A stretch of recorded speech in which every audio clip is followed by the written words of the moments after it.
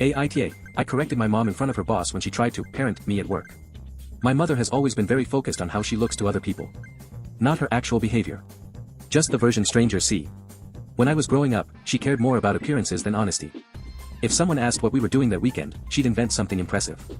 I learned early that I was usually part of whatever image she was trying to project.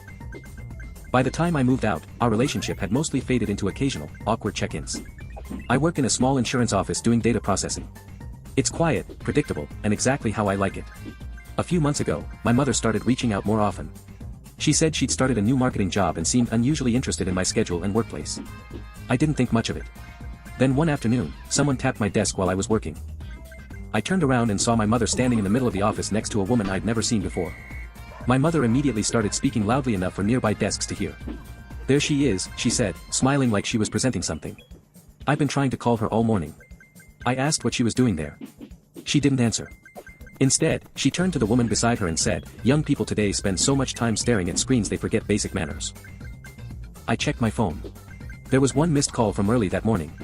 She kept talking, explaining how she worried about my work habits and how she'd raised me to be more responsible. My coworkers had started glancing over, pretending not to listen.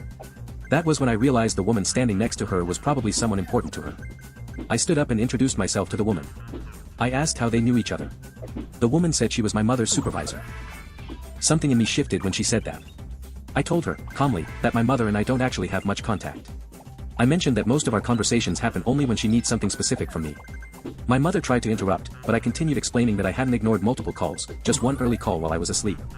The supervisor went quiet. My mother laughed nervously and said families go through phases. I said that might be true, but she had been the one who stopped visiting and asked to keep holidays separate last year. The room got very quiet. My mother said they had another meeting and quickly left. She hasn't contacted my office since. She also hasn't spoken to me directly since that day. AITA.